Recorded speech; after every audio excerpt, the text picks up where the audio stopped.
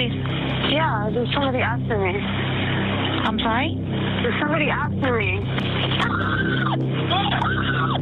Have you ever wondered what it would be like to live in a world where the shadow of a killer lingers for over a decade? The streets seemingly safe, but the darkness of an unsolved mystery just beneath the surface. In the case of Rex Heuermann and the Gilgo Beach Murders, that world became a haunting reality. For years, the families of victims and the public were left with more questions than answers. Who was responsible for the gruesome murders of at least 10 women, whose bodies were discovered scattered along the desolate beaches of Long Island? How could a killer go undetected for so long? And who, among us, could possibly be hiding such a dark and sinister secret?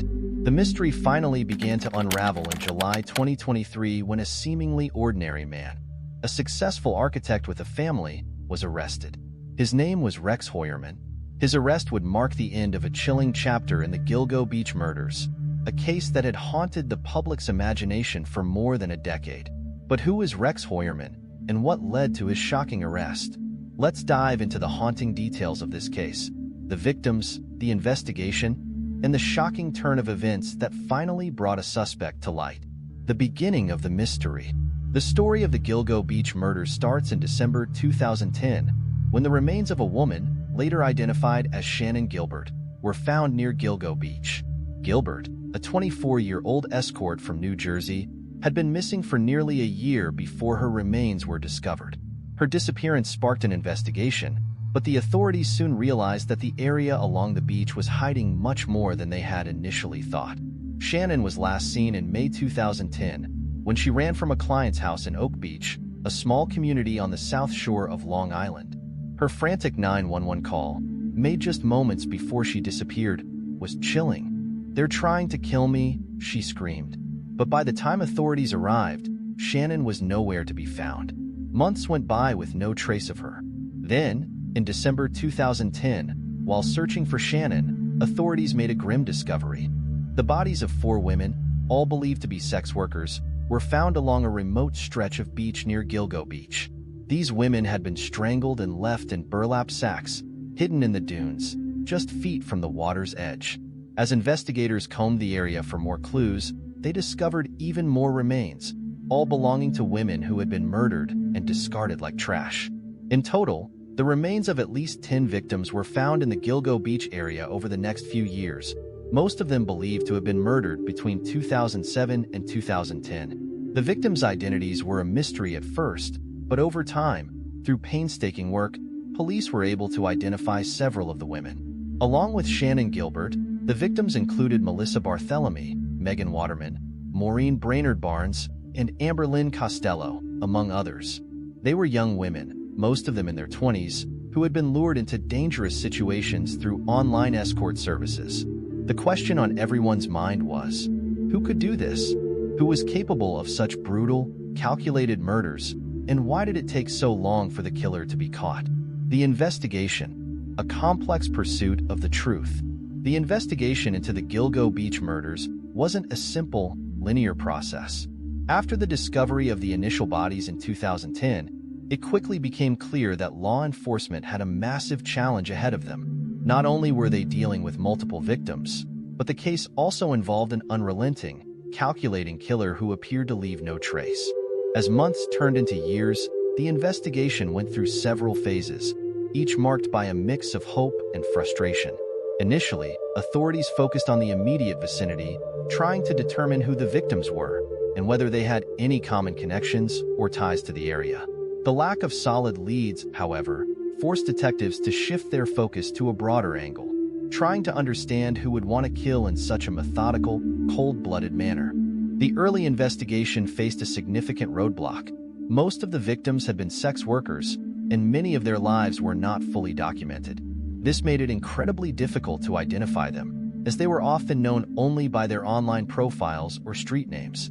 At the time, sex work was still seen as taboo, and authorities were reluctant to delve too deeply into that world. In addition, the location of the bodies along the beach created logistical challenges for investigators. The area was remote, with miles of uninhabited land, making it easy for the killer to dispose of victims' remains without leaving evidence behind. Investigators combed through the area and even found more than 70 items of evidence, but much of it was inconclusive. Forensic advances. New technology to the rescue. By 2016, after several years of little progress, the investigation was handed over to a specialized task force. This marked a turning point, as new forensic technology was employed to revisit the case with fresh eyes. One of the most critical breakthroughs in the investigation came from advanced DNA testing. Early on, investigators were able to extract partial DNA from the victim's remains, but it wasn't enough to make a match to any known suspects. Forensic experts began using more sensitive methods to examine the DNA evidence, as well as trace amounts of semen and hair found on the victims' bodies. This included DNA phenotyping, a process that generates a genetic profile that can offer a prediction of a suspect's physical appearance, ethnicity, and other characteristics. Though it didn't directly identify the killer, it helped narrow the search by eliminating potential suspects. Another major breakthrough came from the analysis of cell phone data and GPS records. The task force used data from the cell towers in the area to trace the movements of various individuals around the time of the murders. At one point, they matched a car seen near one of the crime scenes to Heuermann's vehicle, but at the time, there wasn't enough evidence to make an arrest.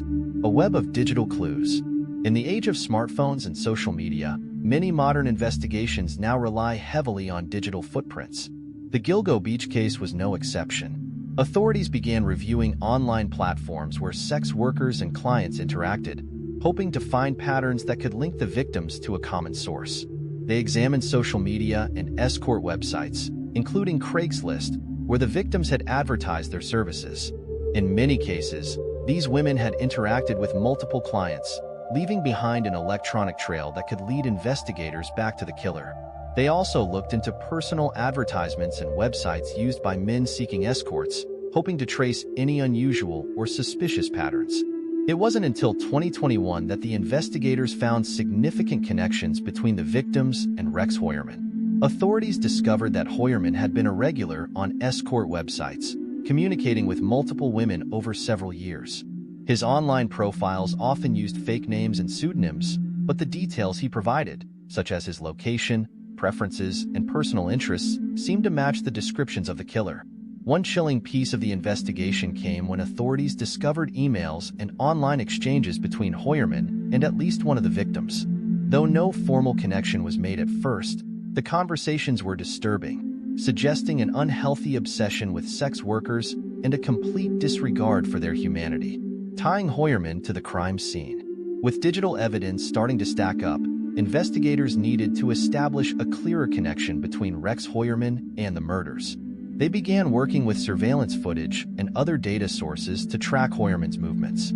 Using high-definition cameras placed around Long Island, authorities captured images of a vehicle that appeared to match Heuermann's car at various locations near the crime scenes. They were able to trace his movements with relative accuracy, and some of the footage placed him within close proximity to the sites where the bodies were discovered. But it was Heuermann's DNA that would ultimately seal his fate. When investigators compared DNA from the crime scenes to the public genetic database, they found a match. Heuermann's DNA was tied to at least 3 of the victims. This discovery was crucial. It wasn't just circumstantial evidence anymore. It was the hard scientific proof that investigators had been hoping for. Heuermann's DNA linked him directly to the murders, bringing them one step closer to an arrest. Behavioral profiling. Understanding the killer. As the investigation unfolded, law enforcement sought to understand the psychology of the killer. They worked with behavioral experts and criminal profilers who studied the nature of the killings and the methods used to dispose of the bodies. The methodical nature of the murders led authorities to believe that the killer was someone who was calm under pressure, able to maintain control in high-stress situations. The fact that the bodies were neatly disposed of and hidden in remote locations suggested that the killer had an understanding of the area and had taken the time to carefully plan the murders. Further analysis of Heuermann's behavior revealed that he had been living a double life for years. His interactions with sex workers were not simply transactional. There was an underlying obsession and need to dominate. Authorities began to realize that Heuermann's public persona as a family man and respected architect was all a facade. Behind closed doors, he was someone entirely different. a man driven by dark impulses and fantasies. Through behavioral profiling, investigators theorized that Heuermann's choice of victims was not random. The killer seemed to target vulnerable women, often from marginalized backgrounds. They were women who could be lured into dangerous situations under false pretenses, promising money for sex. Once under his control, Heuermann's victims became his prey. It was also speculated that Heuermann had escalated in his behavior over time. The murders were not impulsive. They were part of a broader, carefully planned pattern. In some instances, Heuermann allegedly kept trophies from his victims, though that part of the investigation has yet to be fully disclosed. The final clue: the DNA match. The culmination of the investigation came when DNA from one of the victims was definitively linked to Heuermann. A family member of Heuermann was taken into custody and asked to provide a DNA sample, which led to a familial match. It was at this point that the task force knew they had their man. After years of hunting down leads, reviewing evidence, and chasing digital clues, Rex Heuermann's DNA finally provided the breakthrough that had eluded investigators for so long.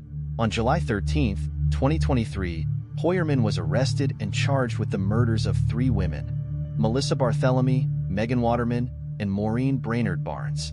Authorities have continued to investigate whether he was responsible for additional murders, with many experts believing that there may be more victims yet to be uncovered. The dark side of Heuermann's life. As investigators dug deeper into Heuermann's past, they began to uncover a much darker side of his life. Heuermann's name had never come up during the early days of the investigation, but it quickly became clear that he had been living a double life for years. They also continue to piece together the full extent of Heuermann's twisted actions, hoping to uncover more answers in the years-long mystery of the Gilgo Beach Murders. The legacy of the Gilgo Beach Murders. The Gilgo Beach Murders are not just about one man's actions. They are about the victims, their families, and the impact of these killings on a community. For over a decade, the families of the victims lived in fear, uncertainty, and grief. They didn't know where their loved ones had gone, or what had happened to them. The discovery of their remains, scattered along the beach like forgotten garbage, was a cruel and brutal reminder of the horror they had suffered. The case has also raised important questions about the way society treats sex workers and how vulnerable individuals can fall through the cracks of the system. Many of the victims were women who had turned to escorting out of necessity, often living on the fringes of society. Their lives and their deaths were often dismissed as unimportant. But the investigation into the Gilgo Beach Murders has brought their stories to the forefront, giving them the attention and respect they deserve.